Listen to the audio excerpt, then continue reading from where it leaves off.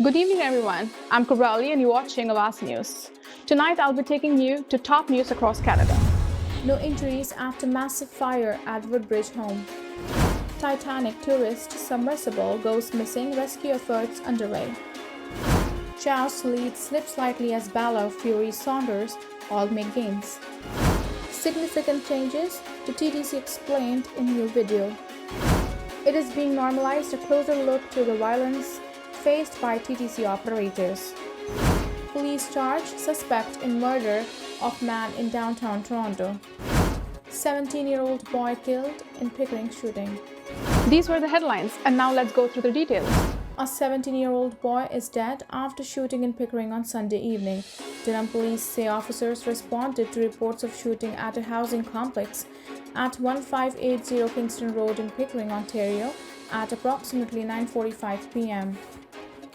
Once on scene, officers located a male later identified as the 17-year-old boy with life-threatening injuries. Officers and paramedics performed life-saving measures, police said. However, the teen died at the scene.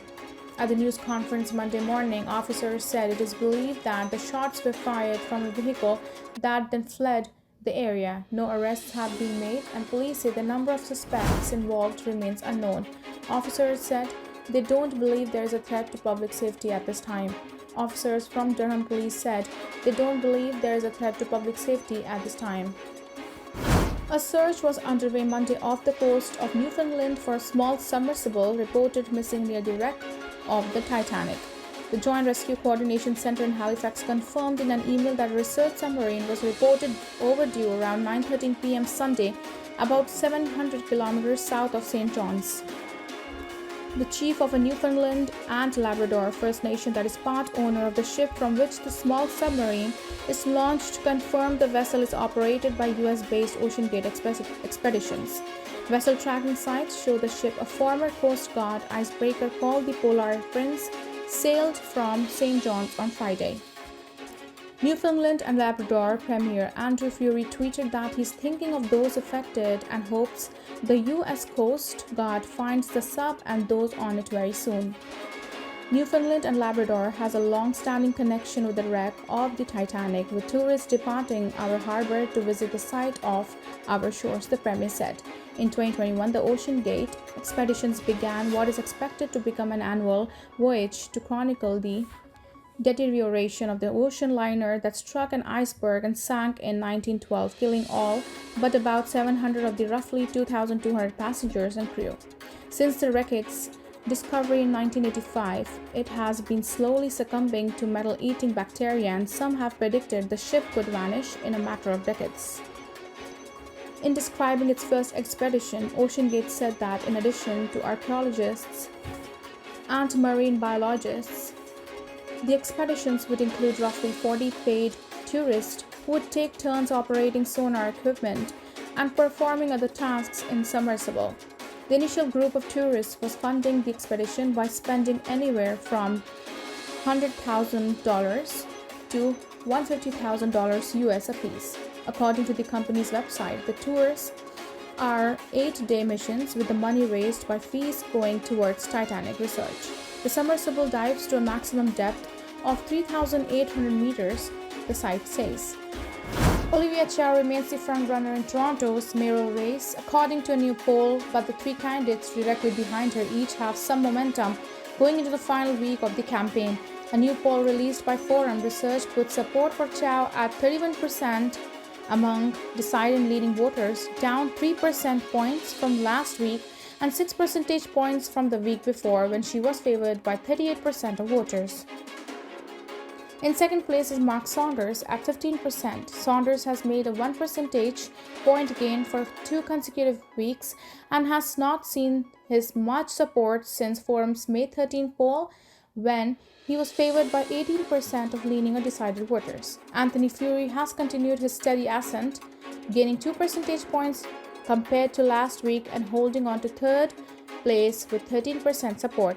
But Fury is now tied with Anna Balor, who saw the biggest jump in support among the top 7 candidates compared to last week, when she was favored by 10% of decided or leaning respondents. Ballo has been steadily gaining momentum in the polls over the last few weeks, with some putting her in second place behind Chow. Josh Matlow remains in fifth place and is polling at 9% for the second consecutive week, down from 12% 2 weeks ago when he was in third. Mitzi Hunter and Bradford round out the top seven. For the second consecutive forum poll, 10% of decided or leaning voters said they were voting for some other candidate. 12% of respondents remain undecided. Among those surveyed, the most important issue in the mayoral election are housing affordability and the cost of living and inflation, consistent with previous weeks. Torontonians now have just 1 week to decide who they will be voting for on election day set for Monday, June 26th. Toronto police have charged a suspect in connection with fatal stabbing of a 40-year-old man last month. The incident took place on May 12th around Victoria and Dundas streets, just east of Young Dundas Square. According to investigators, there was an altercation between two men around 2 p.m. One of the men was stabbed and rushed to hospital with critical injuries. The victim, identified as Toronto resident Richard Sasaki, died a short time later. On Monday, police said that a suspect identified as 29-year-old Daniel Khan has been taken into custody and charged with second-degree murder in connection with the incident. The charge has not been proven in court. TTC drivers were assaulted more than 50 times over the first 4 months of 2023, accounting for nearly two-thirds of all violent incidents across the bus network during the same time period. New documents obtained by Awaz News through a Freedom of Information request provide a detailed accounting of all the reported incidents of criminality on TTC buses from January through the end of April. During that time period, there were 91 incidents classified as an assault call, and 53 of those involved TTC employees. There were also another 91 criminal complaints that were classified as threats, all but 2 of which were directed at TTC employees. Some of the incidents previously made headlines, including multiple instances in which TTC workers were shot at with BB gun, but many of them are coming to light publicly for the first time. The only person inside Woodbridge home that did a massive blaze this morning managed to escape without injury, but fire crews say a number of pets are unaccounted for. The fire broke out to residents on Cattail Drive near Rutherford Road and Highway 400 at around 8:30 a.m. One fire rescue platoon chief Jim McDonald told Awaz News that the fire was on both the first and second floor of the home. He added that the warm weather posed a challenge for firefighters who faced exhaustion. There was one occupant inside the home when the fire started, but McDonald confirmed that they made it out safely. Several pets that were inside the residence have not been located. Nearby homes were evacuated due to concerns over the heavy smoke. The fire is currently out, but crews are monitoring for hot spots. A new video released by the Toronto Transit Commission explains a number of changes that went into effect over the weekend and will remain in place until fall. Infrastructure repairs are scheduled to begin on Broadview Avenue streetcar tracks and overhead power system and the Lower Gerrard and Coxwell intersection on Sunday, bringing significant service impacts to Toronto's East End. During this time, there will be no 504 King or 505 Dundas bus or streetcar service on Broadview Avenue between Broadview Station and Gerrard Street East. Transit vehicles will not be able to access the station. To get East End riders downtown, the 72A PAPE bus will be extended to King and Parliament Streets, and service along the route will be increased. To travel downtown from King and Parliament Streets, riders must disembark the 72A at Parliament and transfer to a westbound 504 streetcar.